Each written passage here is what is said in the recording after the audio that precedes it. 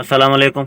मैं हूं आपका दोस्त तारिक हुसैन और आप देख रहे हैं मेरा यूट्यूब चैनल तारिक अंगरा, जिस पर मैं आप लोगों को परिंदों के मुतल्लिक और ख़ास तौर पे तीतर के मुतल्लिक मुफीद बातें बताता रहता हूं।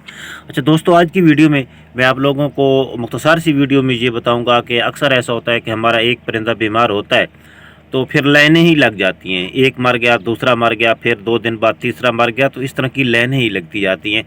ये असल में जो है ना, इसमें एक जो है अमल दखल वबाई वायरस का भी है, जो कि आगे फैलता जाता है खुराक के ज़रिए। ज़्यादातर ये खुराक के ज़रिए फैलता है।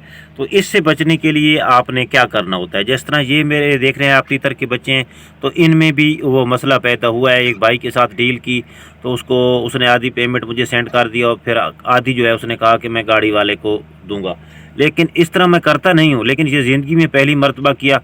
तो वो जब वहाँ पे पहुँच गया तो वो गाड़ी वाले को पेमेंट नहीं कर रहा था। वो कहता था कि आप मुझे परिंदे दे दें, बाकी उस पिछले भाई को मैं इजी पैसा कर दूँगा। बहरहाल ये लंबी चौड़ी कहानी है। तो परिंदे जो हैं तकरीबन 13 घंटे जो है वो गाड़ी में रहे और उसके बाद जो ही मेरे पास वापस आए तो उनके साथ ये मसला होना शुरू हो गया। एक तो मर गया, फिर जो 2 हैं वो बीमार हैं। एक ज़्यादा बीमार था, वो थोड़ा सा लगता है कि कुछ बेहतर है, तो दूसरा जो है वो बीमार है। वो भी मैं आप लोगों को दिखाता हूँ और ये भी बताता हूँ कि आपने कौन कौन सी एहतियाती तदाबीर करनी है। जी तो दोस्तों, ये वो बच्चे हैं। अगर आपको लगे कि कोई भी आपका परिंदा थोड़ा सा ढीला लग रहा है, सुस्त लग रहा है, तो आपने फौरी तौर पे एक तो उसको अलग कर लेना है। दूसरी चीज़ जो है उसका ये करना है कि जो भी वो परिंदा बीट करता है, उस बीट पर ऐसा होता है, असल में यूँ है कि जो भी परिंदा बीट करता है तो उस बीट पर मक्खियाँ, ये जो दूसरे हशरात हैं वो बैठते हैं, कुछ उन बीट को खाते भी हैं।